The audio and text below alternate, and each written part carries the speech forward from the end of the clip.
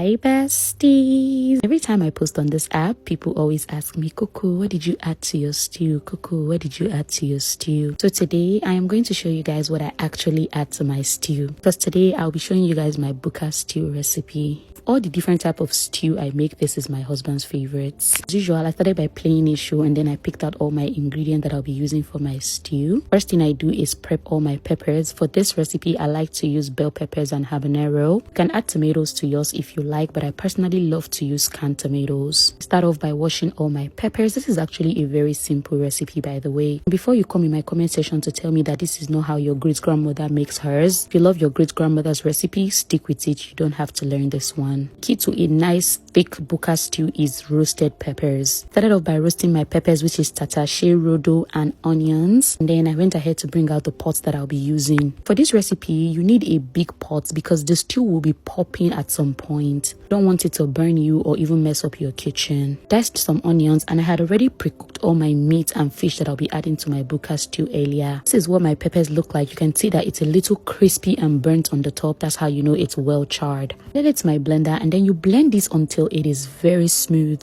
Talking about creamy consistency is my secret to a nice Bukka stew. Mix equal parts vegetable oil with palm oil. Then you add your onions and let that fry thoroughly. Your tomato paste goes in next, and you want your tomato paste to fry really well until it starts to burn a little in the bottom of the pot. If your tomato does not fry properly, you will end up with a sour stew, and we don't want that. This is what it looks like. Before you add your pepper mix, you want to make sure that your stove is at medium or even low.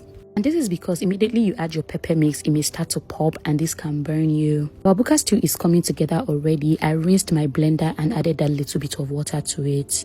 Bukka stew does not require too many seasonings, just salt and seasoning powder is fine. Stir that nicely to make sure everything is mixed in, and then I added all my different proteins. I'm using orishirishi in my Bukka stew, so I added all of that: turkey, chicken, I even added fish to it. But the fish was the last thing I added because I didn't want that to break into the stew. Mix it gently and then cover it up and allow it to cook some more. You know your Bukka stew is ready when the oil comes to the top like this. And today my husband requested for amala gbegiri and ewedu, which is exactly what I did. I get some weird comments every time I make these videos. Always those people that will be like, the oil is too much. One, you're not the one eating it. If you don't like oil, use water to cook your own stew, babes. The people that will be like, can your husband not cook for himself? Why are you always cooking for him? My dear, if you reach your turn and you marry, not cook for your husband. As for me, I will cook for the man that provides me the lifestyle that I am living. If it makes you uncomfortable, just skip my videos. Anyways, my amala gbegiri and ewedu was ready at this point. I love to clean up the kitchen right after cooking, and that's it, besties. Bye.